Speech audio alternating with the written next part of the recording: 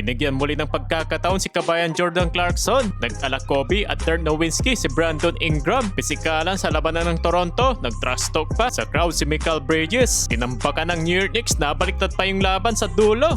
Labanan sa Eastern Conference, Top 3 New York Knicks versus Top 4 Toronto Raptors. For the third time na pag-aarap nila, sino naman kaya mananalo sa laban na to? Mismong si Dalton Knecht naman ang nagre-request ng trade sa front office ng Los Angeles Lakers. Nang dahil hindi na rin siya dito nabibigyan ng minuto ni Coach JJ Redick. Matagal-tagal na rin yung minute ng puwet na ito mga idol sa bench ng Purple and Gold. So start tayo ng first quarter. Nasimulan dito sa transition layup ni Colin Murray. Sinundan niya ng 3 points ni Emmanuel Quickley. Nakapagtalaka agad ng 7-0 run ng home team. Tumawag ng timeout ang Knicks. Pagtapos ng timeout, nagkabangga naman si Bronson at ni Quickley. Tinawagan ng lost ball foul si Jalen Bronson. Gumamit naman ng coach challenge si Mike Brown. Successful yung challenge. First 3 points of the night ng Knicks nanggaling kay Josh Hart. Sumagot naman ng 3 si Scottie Barnes para sa Raptors. Nice backdoor cut pa ni RJ Barrett. AC layup. Samantalang nalibre naman si Jalen Bronson sa fast break points na nasundan niya ng 3 ni OG Anunoby. Ang former Toronto Raptors counted and a foul sa play na to. Pero lamang ng 7 points ang Raptors na makakuha sila ng 2 sunod na free throws. Nadagdagan pa yan ng pull-up jumper ni Brandon Ingram. Josh Hart nakapagpasapit, pasok yung kanyang 2 free throws. And Yabusele spin cycle with a layup. Kaso tambak na ng 10 points ang Knicks nang may paso ni Gredick ang kanyang wing 3-pointers. At nakakapag-draw pa siya ng foul. No continuation naman sa basket na to. At sa wakas mga idol, pinasok na si Jordan Clarkson. 8 points ang inahabol ng Knicks sa score na 26-18. Pero natapos ang first quarter, lamang ng double figure ang Raptors. Parehong may 7 points si Scottie Barnes at Gredick. Ganon din naman kay OG Anunoby para dito sa New York. Start ng second quarter, sinimulan dito ni OG Anunoby with a driving dunk. Back-to-back field goals, 200 slam dunk. Nakapukol naman ng 3 si Jamal Shead. Back-to-back 3-pointers, galing naman kay RJ Barrett. Balik sa double-digit lead ng Raptors. Jordan Clarkson mula sa corner 3-pointers, mintis yung kanyang tira at binutata naman si Karl Anthony Towns. Pero nakapag-steal sang Knicks. Nalibre naman sa corner si Shamet, pasok ang kanyang 3 points. Kaso napanghawakan pa rin ng double digits ng Raptors. Dahil sa mga sunod na free throws nila, Karl Anthony Towns, nice jump hook. Sinundan niya ng fadeaway jumper ni Mikal Bridges. Napabuhat na dito sa Knicks, nakapagtala siya ng 6 straight points. Baba na lang sana sa 6 yung lamang. Yun nga lang, bumitaw ng 3 si Brandon Ingram, balik sa 9 points lead. 13 points para kay Ingram. Leading scoring naman sa Knicks si OG Anunoby na meron ditong 14 points. Josh Hart, back-to-back basket. Sa last 1 minute remaining, karudang run ng Knicks. Naibaba nila sa 4-point game, 51-47, halftime. Pagpasok ng third quarter, nagsimula sa 2 points si Brandon Ingram at rest naman ni Mikal Bridges para sa opensa ng New York Knicks. Sinundan niya ng layup ni OG Anunoby. Brandon Ingram kumana dito ng elbow jumper sa harap ni Hart at galing pa rin kay OG Anunoby opensa ng Knicks na may kasama pang foul. Naipasok niya isang free throws. Nagpatuloy naman yung atake ni RJ Barrett sa depensa ng Knicks. 63-55. Muling natambakan ng New York sa double figure. Well, pagtapos niyan, mabilis naman ditong binura ng Knicks ang double digits. Nagtatrash talk pa sa crowd si Mikal Bridges ng traveling. 4 points na lang hinahabol ng visiting team. Brandon Ingram, turnaround fadeaway jumper kontra kay Bridges. Eto, mala Dirk Nowitzki ang galaw, one-legged shot. Yun nga lang, tinawagan siya ng offensive foul at baba na lang sa 1-point game.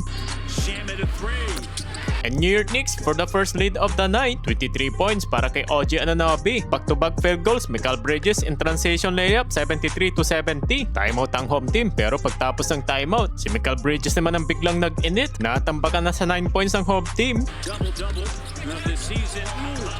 Bigla na lang napako ang Raptors, double-digit lead. Tinapos ni Bridges ang third quarter na may 25 points. Knicks up by 12, 82-70. Sa final quarter, nanggaling naman kay umamong opensa ng Raptors at sagutan sila ng 3 ni Mikal Bridges.